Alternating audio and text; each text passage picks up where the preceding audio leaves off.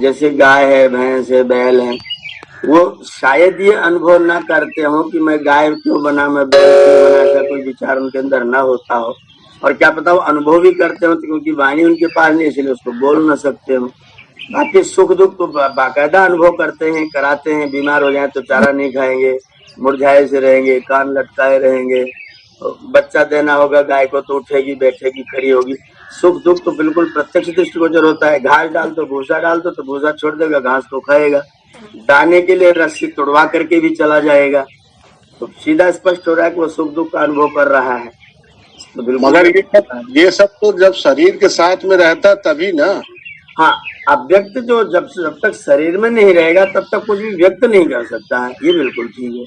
वो व्यक्त नहीं कर सकता, तो इसका मतलब कि वो जब तक शरीर के साथ में नहीं जुड़ता तब तक उसमें चेतनता नहीं आती। चेतना तो उसका निजी धर्म है, स्वभाव है उसका।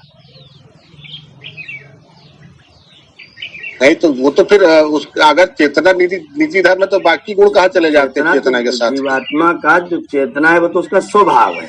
जब शरीर प्राप्त करता है तो साधन के द्वारा उसकी चेतना व्यक्त होती है। उसकी चेतना से शरीर चेतनावत व्यवहार करता है। अगर वो शरीर न पाए तो उसका वो चेतना वाला गुण कहाँ रह, चेतना के साथ के गुण कहाँ रह जाते? अगर आप पानी को गर्म नहीं करेंगे तो पानी का ठंडापन कहाँ रहेगा? वो पानी का ठंडापन गर्म करेंगे तभी वो गर्म होगा, ठंडा करेंगे तो ठंडा। गर्म नहीं करेंगे तब तो उसका जो शीतलता गुण जड़ और चेतन की तो बात नहीं, जड़ और चेतन वाली बात नहीं है, यहाँ पे सिर्फ चेतन की बात है। चेतन में आपने गुण बताया कि चेतन में इतने गुण हैं। वो गुण तभी एक्सप्रेस होते हैं जब वो शरीर में आता है। हाँ ठीक, बिल्कुल ठीक। अगर शरीर के कोई गुण उसके एक्सप्रेस नहीं कर सकता, ठीक है, तो फिर जब वो उसके पास गुण है, स्वाभाविक है, मतलब वो तो हर समय एक्सप्रेस होना चाहिए, चाहे शरीर में रहे और चाहे न रहे। नहीं, ऐसा नहीं। डॉक्टर साहब, आपके पास में कोई साधन ना हो तो आप मरीज को कौन सी दवा देंगे? साधन नहीं,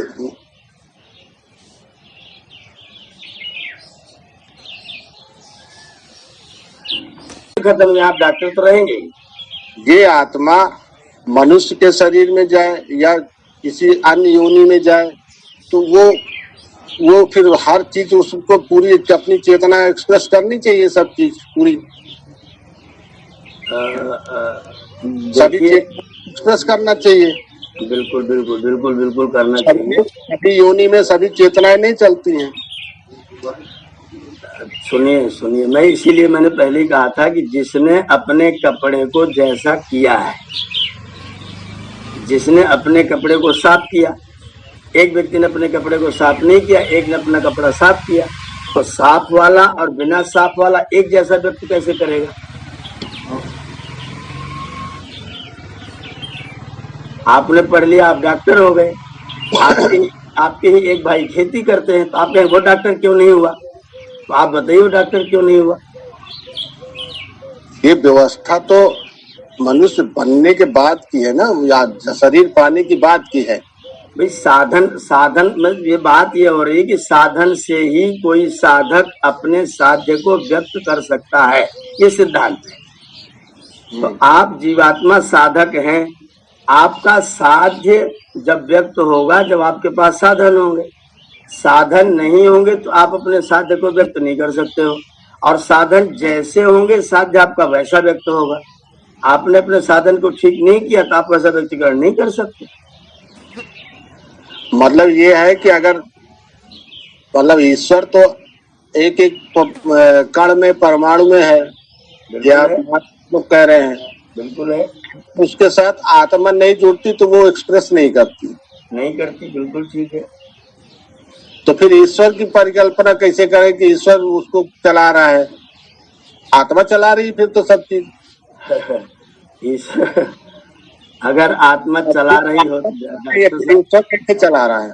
डॉक्टर साहब, अगर आत्मा चला रही होती, इतनी शक्ति उसके अंदर होती, मैं ही चला रहा हूँ, तो संसार से न चाहते हुए भी इसको जाना पड़ता कि हमेशा यही रहता है।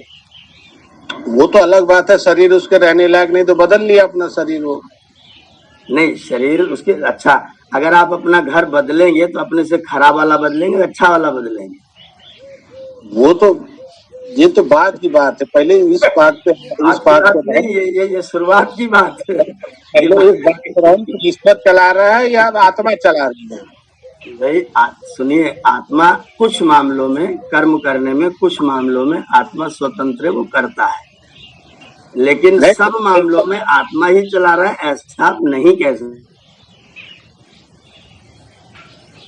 अगर ऐसा परमाणु है वो भी तो गतिमान है, भले वो अपने सूक्ष्म रूप में गतिमान है। एक परमाणु भी है तो वो भी गतिमान है, अपने सूक्ष्म रूप में गतिमान है। उसको ये कहा जाता है कि ईश्वर की प्रेरणा से गतिमान है। जब कोई परमाणु गतिमान गति कर रहा है तो पहले तो निश्चित कर दिया जाए कि वो जड़ है कि चेतन। चेतन तो तभी बनेगा जब उसके साथ आत्मा जुड़ेगी। हाँ, इसका मतलब है कि वो परमाणु जड़ है। परमाणु जड़ है, हमारा शरीर जड़ है, बगैर चेतन के नहीं चलेगी। यहीं रुक जाइए, परमाणु जड़ है और सिद्धांत यह है कि जड़ वस्तु अपने आप गति नहीं कर सकती, क्योंकि ना तो उसके अंदर इच्छा, ना तो द्वेष, ना तो प्रयत्न, ना तो सुख, ना तो दुख, ना तो ज्ञान। नहीं तो वो नहीं, वो परमाणु गतिमान तो है। एक मिनट, पहले ये मान लीजिए कि वो जड़ है कि, इसलिए मैंने कहा पहले परमाणु को आप जड़ मानते हैं तो जड़ का सिद्धांत है कि अपने आप गति नहीं करेगा जी। तो अपने आप गति नहीं करेगा, फिर गति है तो फिर कैसे हुई वो गति? तो क्यों उसमें इलेक्ट्रॉन प्रोटॉन चल रहे हैं। आप सब लोग कहते हैं कि हर परमाणु में भी ईश्वर विद्यमान है। भाई फिर वही बात, यही तो मैं कहना चाह रहा हूँ। आपने कहा परमाणु के अंदर गति है और परमाणु जड़ है।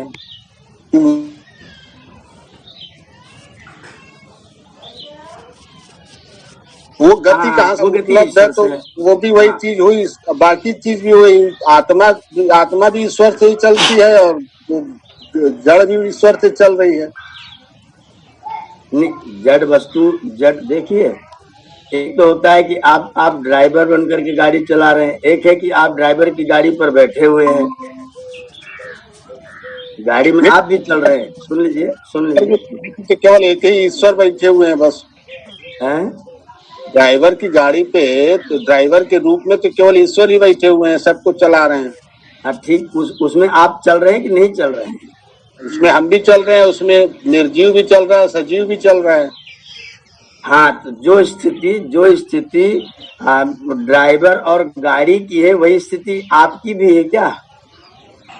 स्थिति नहीं है तो यही तो पूछ रहे हैं कि वो डिफरेंस क्यों है। तो फिर वो स्थिति नहीं, आत्मा ईश्वर के अधीन नहीं है, इसका मतलब वो स्थिति नहीं है इसीलिए क्योंकि आप एक स्वतंत्र सत्ता है, आपके अंदर भी कुछ है, इसीलिए दोनों की एक जैसी स्थिति नहीं है। नहीं, ईश्वर के अधीन है तो ईश्वर के अधीन अगर हमारी स्वतंत्र है तो फिर ईश्वर के अधीन क्यों रहे?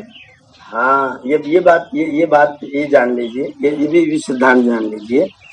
कोई व्यक्ति किसी के अधीन तब रहता है जब उसकी सामर्थ्य उतनी नहीं होती जितना वो पाना चाहता है। अगर कोई व्यक्ति अपने घर में मकान बनाने की सामर्थ्य रख लेगा, बनवाने की, पैसा खर्च करने की, तो फिर दूसरे घर में मजदूरी करके मकान बनाने नहीं जाएगा। आत्मा परमात्मा के अधीन उन्हीं परिस्थितियों में है जहां वो कुछ नहीं कर सकती है, जहां उसकी कैपेसिटी खत्म हो जाती है, वहां वो परमात्मा के अधीन है। जब तक इसकी कैपेसिटी है उतने की वो परमात्मा के अधीन बिल्कुल भी नहीं है, पूरा स्वतंत्र कर्म करने। मर्जी है, मैं तुम्हारी बस में नहीं बैठूंगा, जाओ ड्राइवर करते रहो। नहीं तो अगर इस तरह से है तो फिर वो जड़ और आत्मा में क्या परिवर्तन अंतर आ जाएगा? जड़ में भी ईश्वर, आत्मा में भी ईश्वर, आत्मा के चारों तरफ भी ईश्वर, आत्मा के अंदर भी ईश्वर, चारों तरफ से आत्मा के चारों तरफ ईश्वर, आत्मा के अंदर भी ईश्वर। और उसी तरह परमाणु में भी है कि उसके चारों तरफ ईश्वर, परमाणु के अंदर भी ईश्वर। परमाणु अपने आप में में किसी दूसरी चेतना को अपने आप व्यक्त नहीं कर सकता। एक बात, हम अपनी चेतना को व्यक्त कर सकते हैं, मैं बात कह सकता हूँ, इस बात को कोई और कोई नहीं बोल सकता है। हमारी मशीन नहीं इस बात को बोलेगी, मैं बोल सकता हूँ, और मशीन बोलेगी तो जो मैं बोलूंगा उसको उत्तर कर सकती है। वो कभी नहीं कहेगी मैं इसको सोच के बोलूंगी। जो सोच के बोलूंगी करने वाला है वो जीवात्मा है, और जो इसके पीछे अपनी चेतना देने वाला, शक्ति देने वाला, एनर्जी देने वाला है वो परमात्मा है। जीवात्मा परमात्मा के उतने मामलों में अधीन है जितने मामलों में जीवात्मा असमर्थ है। परमात्मा न्यायकारी क्यों है? क्यों उसको लिए नहीं कर रहा है, किसी दूसरे के लिए क्यों कर रहा है? क्या फिर से प्रश्न दोहराइए। परमात्मा अन्यायकारी क्यों हुआ? फिर उस परमाणु के लिए नहीं कर रहा है, दूसरे के लिए कर रहा है। आत्मा के लिए कर रहा है, परमाणु के लिए नहीं कर रहा है वो चीज।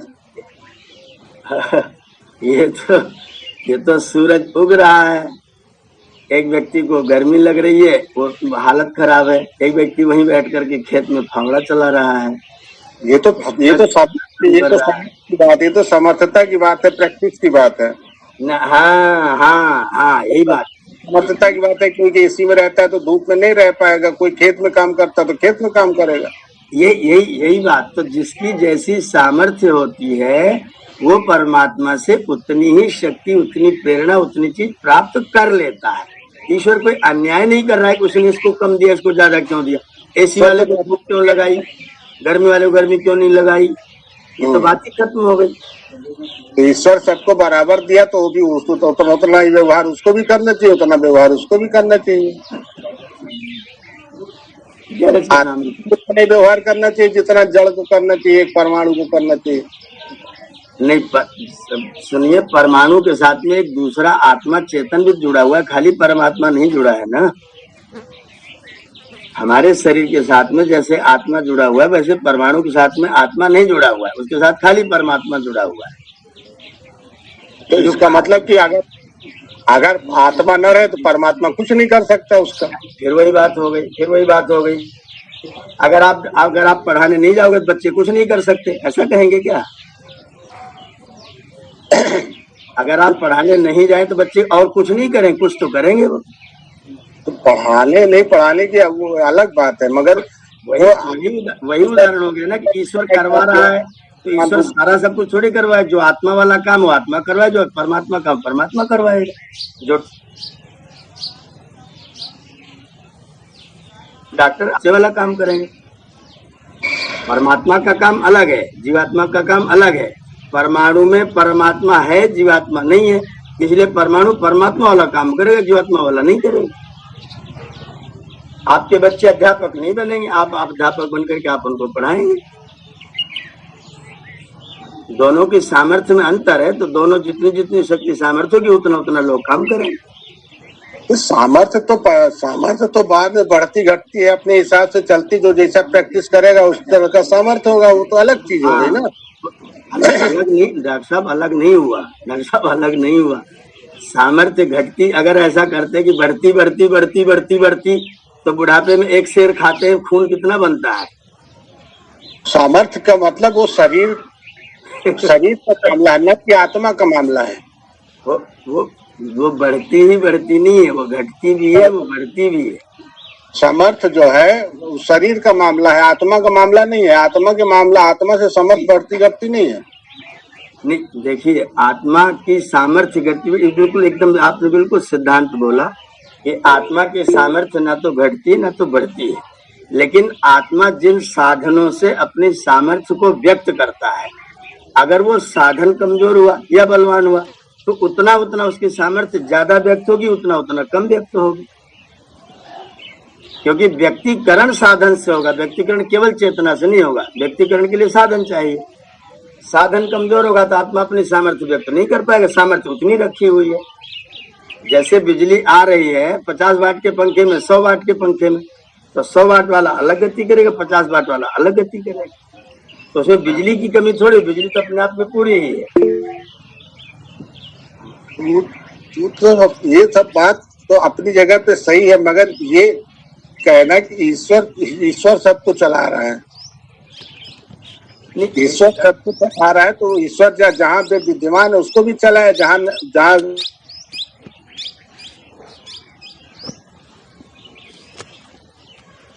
चलाना चाहिए फिर। तो पहली बात तो ये इस वाक्य में थोड़ा सुधार करना पड़ेगा। परमात्मा सबको चला रहा है, सबको चलाने में इसको थोड़ा हम इसमें थोड़ा सुधार कर रहा हूं मैं। ईश्वर सबको चला रहा है ऐसा नहीं है। सबको गतिमान है, चाहे वो स्थिर रूप से गतिमान हो चाहे चलाए रूप से गतिमान है, गतिमान सब है। हाँ सुनिए, जो देखिए कुछ चीजें ऐसी होती हैं डॉक्टर साहब, कुछ चीजें ऐसी होती हैं जो पूरी समष्टि में होती हैं, सार्वजनिक होती हैं। कुछ चीजें ऐसी होती हैं जो व्यष्टि में होती हैं, अलग अलग चीजों में पर्टिकुलर अलग अलग होती हैं। वो जो अलग अलग होती हैं वो उनकी सामर्थ्य भी उसके साथ में जुड़ती है। तब तो इसका मतलब कि सामर्थ्य अलग है, पहला ईश्वर की सामर्थ्य अलग है और पर्टिकुलर सामर्थ्य अलग है। हाँ एकदम बिल्कुल 100% अलग है, एकदम अलग है। तो चाहे वो जड़ हो चाहे चेतन हो, सबका सामर्थ्य है। बिल्कुल, इसमें कोई दो राय नहीं, ये तो बिल्कुल सुनिश्चित बात। तो फिर दोष केवल चेतन को लगता है, जड़ को नहीं लगता है। सामर्थ्य सब जगह है, मगर सब सामर्थ्य का दोष एक ही जगह लगता है, दूसरी जगह नहीं लगता है। तो ये बात कह रहे थे कि जो दोष लगता है वो चेतन को लगता है और जड़ को नहीं लगता है। उसको कर्म बताया कि क्योंकि जीवात्मा अपने जितने उसके कर्म हैं उतने करने में वो स्वतंत्र है। तो जिसको कर्म की स्वतंत्रता है दोष उसी को लगेगा। जो बेचारा स्वतंत्र ही नहीं है वो गलती क्या करेगा? वही आत्मा तो हर जगह उपलब्ध है, चाहे वो आत्मा अपनी भी है। एक मिनट, वही आत्मा हर जगह उपलब्ध नहीं है। आत्मा हर जगह उपलब्ध है। वही आत्मा जानवरों में भी जाती है, वही आत्मा मनुष्य में भी जाती है। उसका मैंने उत्तर दे दिया। जिसने अपने साधन को जैसा बना लिया वो उसकी अपनी स्वतंत्रता है। अपने साधन को जिसने जितना ठीक किया उसने उतना प्राप्त कर लिया जी। अपना साधन जिसने जितना ठीक किया उसने उतना प्राप्त कर लिया। नमस्ते। हाँ ओम आचार्य जी, अभी काफी लंबी वार्ता चली है, मैं बहुत ध्यान से सुन रही थी। तो मेरे आपके ही द्वारा सुना गया है और पढ़ा भी गया है कि आत्मा सिर्फ साक्षी भाव से देखती है, वो करती कुछ नहीं। ये गलत वाक्य है बहन जी। अच्छा, ये वाक्य गलत है। ये तो परमात्मा वाला हो गया आचार्य जी ना वो। हाँ ये वाक्य जीवात्मा के लिए नहीं है। ये वाक्य जीवात्मा नहीं, शरीर में जो आत्मा है वो साक्षी भाव से सब कुछ देखती है, तड़पती भी है, परेशान भी होती है, लेकिन वो पुरुषार्थी को देखती है कि ये क्या कर रहा है क्या नहीं कर रहा है। और वो बहन जी जो परिभाषा आप दे रही हैं वो दोनों को मिला रही है। ईश्वर और जीव दोनों की परिभाषा को एक में मिला दे रही है। दोनों की परिभाषा अलग अलग करिए। आत्मा शरीर में है, तड़पती है, परेशान होती है। परमात्मा शरीर में है, साक्षी रूप में आपको देखता रहता है, न तड़पता है, न परेशान होता है, न खुश होता है, न नाराज होता है। जी, तो ये आत्मा जो है वो तड़पती परेशान होती है, लेकिन परमात्मा हाँ न वो तड़पता है, न परेशान होता है, न खुश होता है, न नाराज होता है, न सुखी होता है, न दुखी होता है। तो परमात्मा साक्षी है, चेता है, केवल है, निर्गुण है। जीवात्मा साक्षी नहीं है। जीवात्मा साक्षी बन सकता है योग के द्वारा। अगर वो योग करने लग जाए तो वो अपने शरीर को, अपने मन को, अपने इंद्रिय को अपने से अलग देख करके जीवात्मा भी अपने आप को साक्षी बना सकता है। ऐसी स्थिति में वो विदेह बन जाता है। जी। तो जीवात्मा इस लक्ष्य को हासिल कर सकता है योग के रास्ते पर चलते चलते।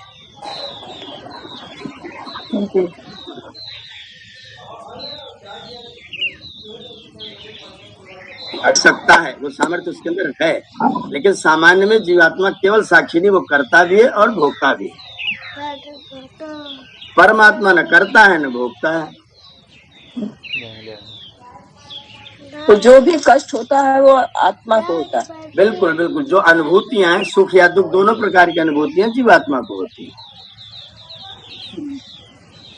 और पुरुषार्थ से वो उसको बदल सकता है, उसको प्रसन्न कर सकता है। योग के पुरुष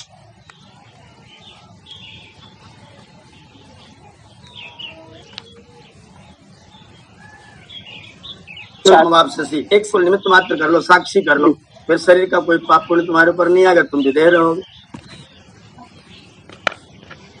योग के माध्यम से आप अपने आप को साक्षी बना सकते हो। ये आपने तो बात बिल्कुल क्लियर करके मेरे दिमाग में जब से ये वार्ता चल रही थी समझ में नहीं आ रहा था। आत्मा ही तड़पती है, गलत बात अगर जीव करता है तो उससे आत्मा परेशान होती है, क्योंकि वो कुछ कर नहीं, अकर्ता होती है। नहीं, अकर्ता नहीं, वो कर्ता होती है। जीवात्मा ने ही किया है, अपने किए का ही परिणाम वो भोग रहा है। ये जो तड़पन है वो तड़पन अपने किए हुए की तड़पन है। मैंने ही उसको किया है, इसलिए मैं तड़प रहा हूँ। अगर मैं ना करता तो बिल्कुल तड़पने की जरूरत नहीं थी। तो सारे जड़ का, सारे समस्याओं का मूल जो है वो हमारा पुरुषार्थ और योग है। नहीं, समस्याओं का समाधान मूल मत बताइए, समस्याओं का समाधान। समाधान सारी समस्याओं का समाधान हमारा पुरुषार्थ।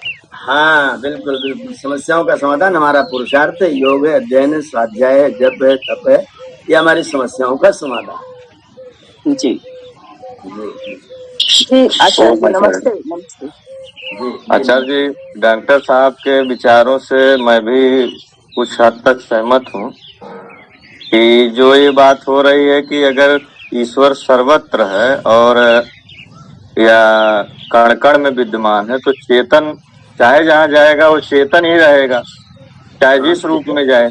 ठीक है। और कहा जाता है कि ईश्वर अगर कण कण में है तो उसकी चेतनता कण कण में होनी चाहिए। हाँ, ये गड़बड़ी है, ये गड़बड़ी है। राघवेंद्र जी, आप अपने स्कूल में मास्टर होते हैं, घर में देवी जी के लिए, संध्या जी के लिए मास्टर होते हैं क्या?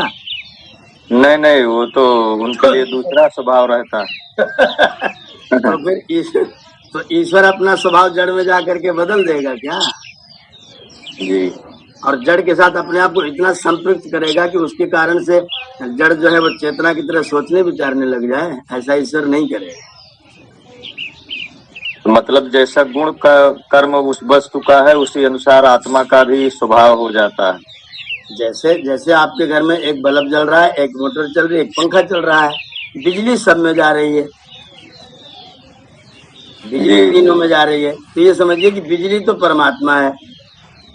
और उसका जो अलग अलग चल रहे हैं ऑर्गन्स, ये अपने जैसे जिनकी सामर्थ्य, जैसे इनकी क्षमता, वो अपने अपने तरीके से चल रहे हैं। बिजली सब में जा रही है।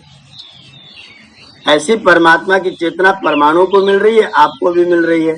अब आपका ऑर्गन कैसा और उनका ऑर्गन कैसा, वो अपने तरीके से उसको प्राप्त कर ले रहे हैं। जी, यही था आचार्य, थोड़ा सा इसी पे।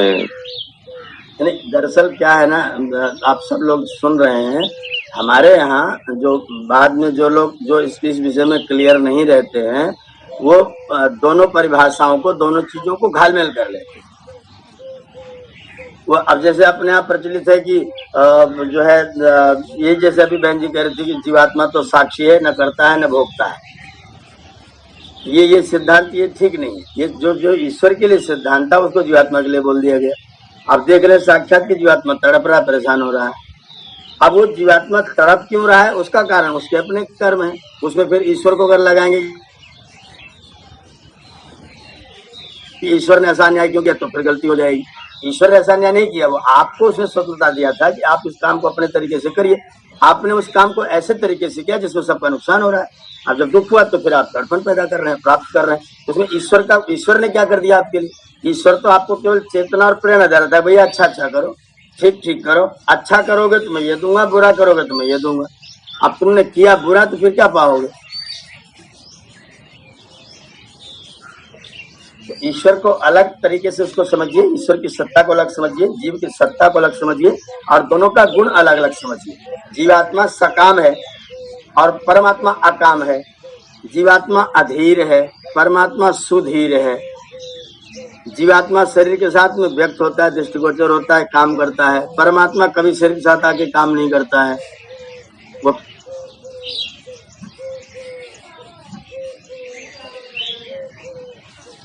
केवल में होती है। अब क्रिया सब में हो रही है, लेकिन प्राप्त कौन किसको कितना करेगा? जिसकी जितनी सामर्थ्य होगी। लोहे की गर्मी, चांदी की गर्मी, सोने की गर्मी, और स्टील की गर्मी, मिट्टी की गर्मी, सब गर्मी अलग अलग रहेगी। गर्मी सब में रहेगी, ताप उतना टेम्परेचर सबको दिया जाएगा। कोई टाइल बन जाएगा, कोई ईंट बन जाएगा, कोई गल के पिघल जाएगा।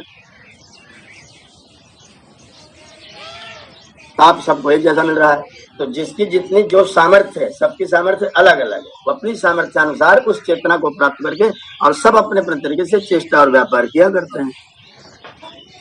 सामर्थ्य का मतलब आचार्य जी अंतःकरण, मन, बुद्धि, चित्त, अहंकार, इनकी शक्ति किसने किसको कितना कैसा कैसा बनाया हुआ है। किसने किसको परिमार्जित कर दिया, किसी ने साफ कर दिया, किसी ने अच्छा कर दिया, किसी ने बुरा कर दिया, वो सामर्थ्य।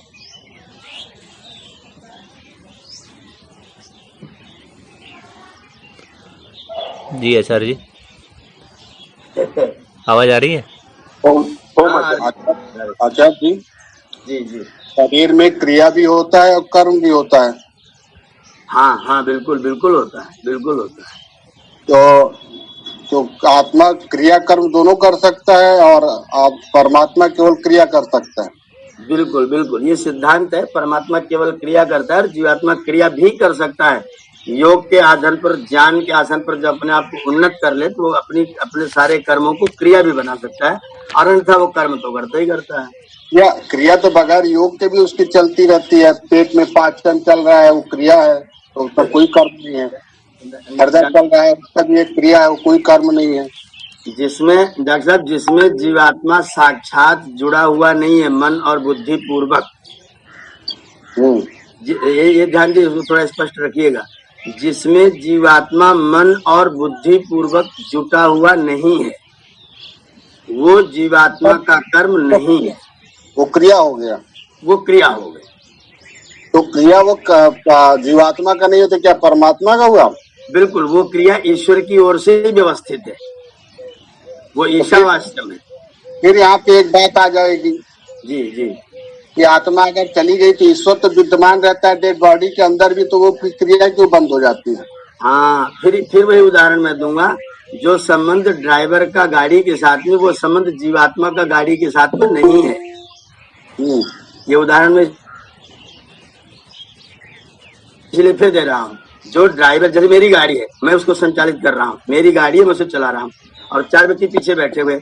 अब गाड़ी अगर टूट गई, गाड़ी के ऊपर रोग लग गया, उसमें तेल डलवाना है, तो मालिक का मेरा काम है। वो सवारी तो अपनी बैठी, 4 पैसा देगी, बैठी अपनी चली जाएगी। ऐसे ही जीवात्मा, परमात्मा जो है उसका शरीर नहीं है, शरीर जीवात्मा का है, तो परमात्मा का शरीर नहीं है, इसलिए परमात्मा का वो कर्म नहीं होगा, परमात्मा की वो क्रिया होगी। लेकिन जीवात्मा क्योंकि मन बुद्धि से जुड़ा नहीं है, इसलिए उसके किया नहीं जा रहा है, वो तो स्वाभाविक रूप से हो रहा है। क्या हुआ? क्रिया जो है, क्रिया मतलब दोनों कर सकते हैं। आत्मा तो दोनों चीज कर सकती है ना। आत्मा रहेगी तो वहाँ पे क्रिया भी हो रही है, कर्म भी हो रहा है। हाँ, बिल्कुल ये ठीक है। क्रिया और कर्म दोनों होंगे, जहाँ जीवात्मा हो क्रिया कर्म दोनों हो, एकदम ठीक है। ये एकदम ठीक है कि जीवात्मा जहाँ रहेगा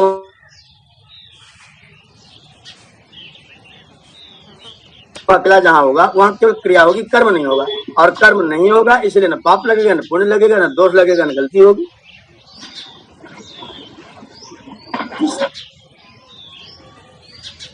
जी तो कोई दोष नहीं।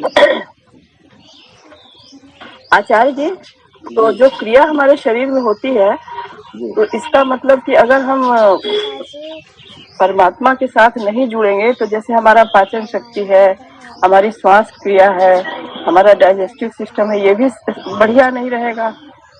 एकदम बहुत उत्तम बात कही बहन जी आपने। अगर हम ईश्वर के साथ में अपने आप को जोड़ लेते हैं श्रद्धा से, निष्ठा से, तो हमारे शरीर की प्रत्येक क्रिया ज्यादा अच्छी तरीके से चलती, बजाय इसके कि हम ईश्वर से अपने आप को तोड़ लें, अलग करें। तो यही हम पूछते हैं। जैसे उदाहरण दे रहा हूँ, डॉक्टर साहब यहाँ पर साक्षी होंगे, डॉक्टर देवेंद्र जी, अगर मैं क्रोध की स्थिति में भोजन करूं, क्रोध की स्थिति में या भय की स्थिति में, तो मेरे भोजन का रस कितना बनेगा, और मस्त होकर के प्रेम से मुस्कुरा के हंस के किसी को खिला के खाऊं, तब रस कैसा बनेगा। सारे धातु हमारे बिल्कुल सम रस में चलेंगे। नहीं डॉक्टर साहब इसमें थोड़ा बताइएगा। अब मान हम प्रसन्नतापूर्वक भोजन कर रहे हैं और डर में भोजन कर रहे हैं, तो दोनों भोजन के रस बनने में अंतर आता है कि नहीं आता है मेडिकली? आपके हार्मोन्स का सिक्रेशन दूसरे तरह से होगा, जिससे डाइजेशन तो आप प्रभावित होगा ही। हाँ बस बस बस बस, बस। बस आचार्य जी, तो इसका मतलब है कि हमको पूर्ण रूप से सकारात्मक पुरुषार्थ करनी चाहिए, जिससे हमारे शरीर की प्रक्रिया, रस, रक्त, धातु, ये सारे बिल्कुल ईश्वरीय सत्ता से जुड़ जाएंगे, तो मैं शक्तिमान बन जाऊंगा। बिल्कुल बिल्कुल। इसीलिए जो हमारे अच्छे डॉक्टर लोग हैं वो कहते हैं कि आप परमात्मा से प्रार्थना करो, हम अपना काम कर रहे हैं, जल्दी ठीक हो जाओ। अंत में डॉक्टर यही कहता है कि ये ईश्वर ही कर सकता है, मैं कुछ नहीं कर सकता। हाँ, अब ये भी कह देते हैं। वैसे सामान्य में भी अगर आप जाओगे तो हम ठीक हो जाएंगे, नहीं ठीक हो जाएंगे, डॉक्टर साहब हमारा क्या होगा, चिंता मत करो, प्रार्थना करो, हम अपना काम कर रहे हैं, आप ठीक हो जाओ। तो ईश्वर के साथ मतलब आप सकारात्मक अगर आप जुड़ते हैं तो आपके शरीर की प्रक्रियाएं, क्रियाएं जो होती है वो ज्यादा अच्छे तरीके से होती है जी। बिल्कुल ये सिद्धांत है, एकदम बिल्कुल ये सिद्धांत है। और ये सबको जानना चाहिए कि जब हम पॉजिटिव रहेंगे, सकारात्मक रहेंगे, तो हमारी भोजन प्रणाली, हमारी शयन प्रणाली, हमारी प्रतिदिन का आहार विचार सारे ही सात्विक हो जाएंगे। हम स्वस्थ रहेंगे, अच्छा सोचेंगे, ये संसार भी उसी तरह से चलेगा, हमारा घर परिवार भी स्वस्थ रहेगा। बिल्कुल बिल्कुल, ये एकदम सिद्धांत। और ऐसा हम सब लोग जो जितना जितना ईश्वर की उपासना में, स्वाध्याय में, अध्ययन में, सत्कर्म में रत है, उसकी प्रत्येक स्वाभाविक क्रिया जो होगी ना ज्यादा अच्छी होगी। आचार्य जी नमस्कार। जो व्यक्ति उसको छोड़ करके आचार्य जी, आचार्य जी, आचार्य जी नमस्कार। जी नमस्ते नमस्ते। आचार्य जी, जैसे अभी जो चर्चा चल रही है उसी पे पूछना है कि क्रियाण कर्म का अधिकार रहता है जीव को, क्योंकि प्रारब्ध संचित भी होते हैं, जन्म में कितना क्रियमाण कर्म हम। क्रियमाण का मतलब होता है जिसको मैं करता हूँ और तुरंत फल प्राप्त करता हूँ, उसका नाम है क्रियमाणा। किया जाता हुआ कर्म जिसका फल साथ साथ मिलता है वो क्रियमाण है। और जो फल अभी न मिल करके थोड़े समय बाद मिलता है, इसी जीवन में मिलता है, उसे संचित कर्म कहते हैं। और जिनका फल आगे जीवन में भी प्रभावित करता है उसको हम प्रारब्ध कर्म कहते हैं। तो जिन कर्मों के कारण से हम अगला जीवन प्राप्त करेंगे वो कर्म होंगे जिनको हम दूसरों के साथ व्यवहार में करते हैं। संचित कर्म होंगे जिनको हम अपने लिए करते हैं, अपने शरीर के लिए करते हैं। और क्रियमाण होंगे जिनको करते शरीर के लिए हैं, लेकिन वो करते करते तुरंत फल देते चले जाते हैं। नहीं तो एक मतलब कितने प्रतिशत तक कर सकता है ये जीव, जो जीवात्मा है, कितने प्रतिशत तक एक जन्म में कर सकता है? इसमें कुछ भी प्रतिशत का निश्चय बहन जी नहीं किया जा सकता है। आप अपनी सामर्थ्य बढ़ाते जाएं, अपनी सामर्थ्य बढ़ाते जाएं, आपके कर्म की प्रक्रिया बढ़ती जाए और आप कर्म से निष्काम होते जाए। आपकी सामर्थ्य बढ़ती है तो आप कर्म से निष्काम होते जाए, निष्काम होते जाए तो आपका प्रतिशत होगा कि आप तो 100% होकर मुक्त हो जाएंगे। इसको बिल्कुल प्रतिशत में नहीं बांट सकते हैं, इसको निश्चय नहीं कर सकते इतने प्रतिशत ये काम होता है, इसमें प्रतिशत बिल्कुल भी नहीं आएगा।